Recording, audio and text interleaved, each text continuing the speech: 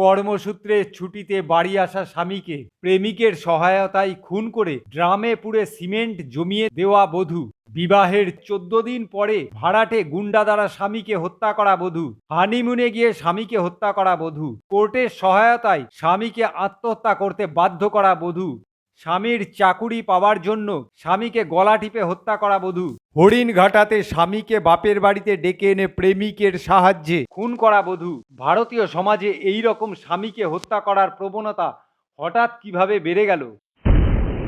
না, এটা এই না যে এই ঘটনা কেবল প্রথম হচ্ছে, কিন্তু যেগুলি হতো সেগুলি বেশিরভাগ ক্ষেত্রেই অপবাদ, গুজব অথবা বিরল ঘটনা ছিল। কিন্তু আজকে প্রতিটি ঘরে ঘরে এই ঘটনা ঘটছে।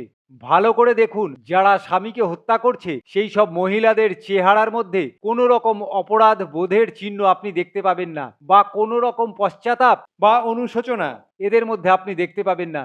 শুধু এদের একমাত্র দুঃখ, এরা ধরা পড়ে গিয়েছে। অপরাধের এই মনোবিজ্ঞানের পিছনে পরিবর্তনের সেই সব ক্রমান্বয় ঘটনা আছে যেগুলো সমাজে বিভিন্ন যোজনার মাধ্যমে ধীরে ধীরে লাগু করা হয়েছে। এর মধ্যে সবথেকে বড় হলো বিবাহের পরে অবৈধ বিবাহ বহির্ভূত সম্পর্ক স্থাপনকে আইনের স্বীকৃতি প্রদান। 2018 সালে সুপ্রিম কোর্ট 497 নম্বর ধারাকে অসাংবিধানিক বলে আখ্যায়িত করেছিল। এই আইনে ছিল, যদি কোনো স্ত্রী তার স্বামী ব্যতীত অন্য কোনো পুরুষের সঙ্গে শারীরিক সম্পর্ক করে, সেটি অন্যায়, আইন বিরুদ্ধ এবং অ্যাডাল্ট্রি হিসাবে গণ্য করা হতো। আগে এই আইনে ছিল, এই বিবাহে বহির্ভূত সম্পর্কের জন্য নারীকে কোনো শাস্তি দেওয়া হতো না, সেই পুরুষটিকেই কেবলমাত্র শাস্তি দেওয়া হতো। এখন নতুন নিয়মে করা হলো, এই অ্যাডাল্ট্রি বা অবৈধ সম্পর্কের জন্য কেউ শাস্তি পাবে না, তবে এই অ্যাডাল্ট্রির জন্য আইনত বিবাহ বিচ্ছেদের আবেদন অবশ্যই করা যাবে। ইটালিতে বসবাসকারী একজন ভারতীয় খ্রিস্টান জোসেফ সাইন তার উকিলের মাধ্যমে এই 497 নম্বর ধারাকে সরাসরি আদালতে চ্যালেঞ্জ করেছিলেন। এই চ্যালেঞ্জের রায় দিতে গিয়ে আদালত 497 নম্বর আইনটিকেই বাতিল করে দেয়। এই কেসের ফলেই বিবাহিত নারী এবং পুরুষের একের প্রতি অপরের দায়বদ্ধতা একেবারেই নষ্ট হয়ে গেল। সর্বোচ্চ আদালতের এই একটি রায়তেই মনে করুন একেবারে ফ্ল্যাট গেট খুলে গেল। আদালত এই রকম একের পর এক এমন নির্ণয় দিতে লাগলো যেগুলো ভারতীয় সমাজের কল্পনার বাইরে ছিল। পাঞ্জাব এবং হরিয়ানা হাইকোর্ট একটা রায়ে আদেশ দিল, যদি কোনো মহিলা তার স্বামীকে হত্যাও করে তবুও সেই মহিলা স্বামীর পেনশনের অধিকারী। দিল্লি এবং পাটনা হাইকোর্ট এমন অর্ডার দিল, যদি কোনো মহিলা অন্য পুরুষের সঙ্গে তার স্বামী থাকা অবস্থায় শারীরিক বা অবৈধ সম্পর্ক স্থাপন করে তবুও স্বামী সেই মহিলাকে ডিভোর্স দিতে পারবে না, সেই মহিলাকে স্বামী আজীবন খোরপোশ দিতে বাধ্য থাকবে। মধ্যপ্রদেশ হাইকোর্ট আরও এক ধাপ এগিয়ে রায় দিল, স্ত্রী যদি স্বামীর প্রতি ক্রূরতা করে, স্বামীকে মারধর করে, এমনকি স্বামীর সামনে অন্য পুরুষের সঙ্গে অবৈধ সম্পর্ক করে, এক্ষেত্রে স্ত্রীর কৃতকর্মকে কোনো অপরাধ বলেই গণ্য করা হবে না, তবুও স্বামী তাকে খোরপোশ দিতে বাধ্য। মধ্যপ্রদেশের এরকম একটি ঘটনায় স্বামী হঠাৎ পঙ্গু হয়ে পড়ে এবং তার স্ত্রী প্রতিদিন তাকে মারধর করত এবং তার সামনেই সে অবৈধ আচরণ করত। স্বামী কোনো রকম উপার্জন করে সংসার চালাতো। মধ্যপ্রদেশ হাইকোর্ট হঠাৎ করে সেই স্বামীকে স্ত্রীর জন্য 25 লক্ষ টাকা খোরপোশ দেওয়ার আদেশ দিল, যদিও স্ত্রী তার পঙ্গু স্বামীকে ছেড়ে তার প্রেমিকের সঙ্গেই বসবাস করছিল। স্ত্রী এক্ষেত্রে ডিভোর্স চেয়েছিল এবং আদালত বলল, স্বামী ভিক্ষে করে এনে হলেও স্ত্রীকে এই 25 লক্ষ টাকা দিতে হবে। মধ্যপ্রদেশ হাইকোর্ট বলেছে, কোনো মহিলা এবং কোনো পুরুষ যদি বিবাহ বহির্ভূতভাবে লিভ ইন পজিশনে থাকে, অর্থাৎ সহবাস করে, তাহলেও ছাড়াছাড়ির পর পুরুষ সেই মহিলাকে খোরপোশ দিতে বাধ্য থাকবে। সুপ্রিম কোর্ট অর্ডার দিয়েছে, যদি কোনো স্ত্রী তার স্বামী ব্যতীত অন্য কোনো পুরুষের সন্তানকে নিজের গর্ভে ধারণ করে এবং জন্মদান করে, তাহলে সেই মহিলার স্বামী সেই সন্তানকে নিজের সন্তান বলে মানতে বাধ্য। সেই স্বামী সেই সন্তানের ডিএনএ টেস্টের আবেদন এবং ডিএনএ টেস্ট করাতে পারবে না, এবং সেই সন্তানকে ভরণ পোষণ এবং শিক্ষা প্রদান করতে বাধ্য, এবং পরবর্তীকালে সেই স্বামী তার সম্পত্তির উত্তরাধিকার হিসাবে সেই সন্তানকে তার সম্পত্তি প্রদান করতে বাধ্য। ভারতীয় আদালত মহিলাদেরকে অবৈধ এবং বিবাহ বহির্ভূত সম্পর্ক বানাবার জন্য খোলা ছাড় দিয়ে রেখেছে। এই সব মহিলারা এবং তাদের পরিবারের লোকেরা এই আইনকে তাদের ব্ল্যাকমেলের হাতিয়ার বানিয়ে ফেলেছে। এবার আপনি বলবেন, দাদা মহিলারাও সমাজে পুরুষের হাতে খুন হচ্ছে দাদা, এবং তার জন্য মহিলাদের ব্যভিচারিতা অধিক অংশে দায়ী। এটা আপনাকে মানতে হবে। সারা পৃথিবীর ধর্মশাস্ত্রে বলা হয়েছে সংসার সুখের হয় রমণীর গুণে। রমণী যদি বেগুন হয় তাহলে পুরুষ নারী যে কোনো লোকেরই প্রাণ সংশয়ে পড়ে যায়, এটাই স্বাভাবিক কথা। সুপ্রিম কোর্ট ধারা 497 সরিয়ে দেওয়ার পরে এবং মহিলাদেরকে বিবাহের পরবর্তী সময়েও অবৈধ সম্পর্ক স্থাপনকে খোলা ছাড়পত্র দেওয়ার পরে কিছু ফিল্ম, কিছু ওয়েব সিরিজ, সিরিয়ালে মহিলা কর্তৃক প্রেমিককে অথবা তার স্বামীকে হত্যা বা অত্যাচার করবার প্রবণতাকে বারবার দেখানো হচ্ছে এবং উৎসাহিত করা হচ্ছে। যদিও সর্বক্ষেত্রেই দেখানো হচ্ছে মহিলাটি পীড়িতা এবং পুরুষকে খলনায়ক হিসেবে প্রচার করা হচ্ছে বা দেখানো হচ্ছে। সব মিলিয়ে ঘটনাটা এমনভাবে দেখানো হচ্ছে যে এই যে মহিলারা পুরুষকে উৎপীড়ন করছে, অবৈধ সম্পর্ক স্থাপন করছে বা পুরুষকে হত্যা করছে, এটা তারা বাধ্য হয়েই করছে। এবং এটাও দেখানো হচ্ছে এই সব কাজ করবার জন্য মহিলাদের মধ্যে কোনো অপরাধবোধ আসা উচিতই না।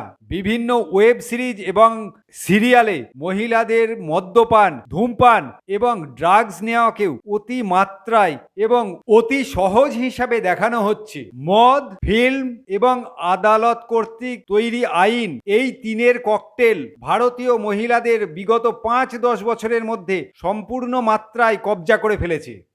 কিছু দশক আগে পর্যন্ত আমাদের প্রত্যেকের সংসারে মা সংস্কার এবং নৈতিকতার প্রতীক ছিল। আজকে সেই মায়ের দ্বারাই নিজের সন্তানকে হত্যার মতন ঘটনা ঘটছে, অথবা সেই মা নিজের বন্ধুর দ্বারাই নিজের সন্তানের শারীরিক মলেস্টেশন বা শারীরিক নির্যাতন করাচ্ছে। এরকম খবর প্রায় মাঝে মাঝেই সংবাদের মাধ্যমে আমাদের কানে এসে পৌঁছাচ্ছে। ভারতীয় সমাজ এবং ভারতীয় নারীর এই রকম পতন, এটা কেবলমাত্র একটি সংযোগ না, এটা একটা ষড়যন্ত্র। ভারতকে কমজোর করবার জন্য ভারতীয় পরিবার ব্যবস্থাকে ভেঙে ফেলাটা একান্ত প্রয়োজন ছিল। ভারতকে কমজোর করবার জন্য এই কাজ ভারতীয় মহিলাদের ভ্রষ্ট, নেশাড়ু এবং চরিত্রহীন তৈরি ছাড়া সম্ভবপর ছিল না।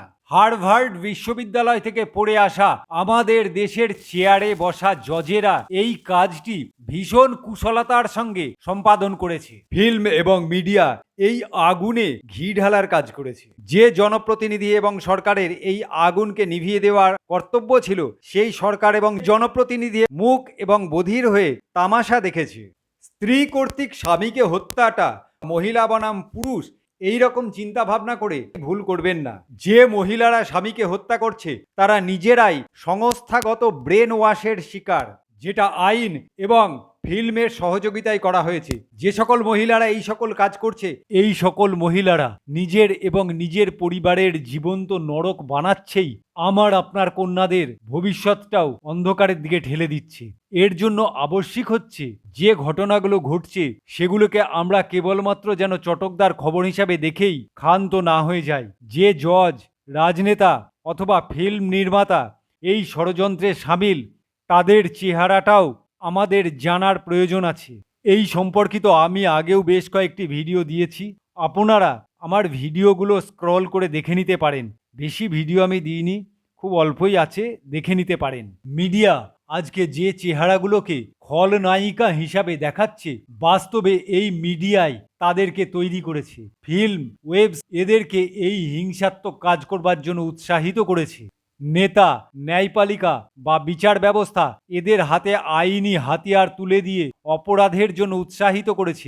এই সকল মহিলার হাতে যে সকল পুরুষ মৃত্যুবরণ করেছে তারা কিন্তু কেউ জঙ্গলের প্রাণী বা কুরবানির পশু না, তারা কোনো মায়ের সন্তান বা কোনো বোনের ভাই। সমাজে এই সকল ঘটনা যে ঘটছে তার জন্য আমরা কি করতে পারি? ফেমিনিজম দ্বারা প্রভাবিত আইন আদালতের বিরুদ্ধে খোলাখুলি আলোচনা করুন এবং বিরোধিতা করুন। বিচার ব্যবস্থার আদেশের বিরুদ্ধে বলুন এবং লিখুন। অবৈধ সম্পর্ক, অ্যাডাল্ট্রির বিষয়ে সুপ্রিম কোর্ট যে আইন প্রণয়ন করেছে বা খোলা ছাড় দিয়েছে সেটার বিরুদ্ধে পুনর্বিবেচনার দাবি জানাতে হবে। 498A এই আইনের দ্বারা যে ঘরোয়া হিংসা নিবারণী আইন প্রণয়ন করা হয়েছে সেটা জেন্ডার নিউট্রাল করার দাবি জানান। ফিল্ম, সিরিয়াল, ওয়েব সিরিজের মাধ্যমে পরিবার ভাঙার এবং নেশা করার প্রবণতাকে সমাজে শেখানো হচ্ছে। এই সকল কন্টেন্ট বন্ধ করবার জন্য দাবি জানাতে হবে। স্কুলের পাঠ্যক্রমে নৈতিক শিক্ষা এবং সদাচারকে দ্বিতীয়বার যোগ করতে হবে।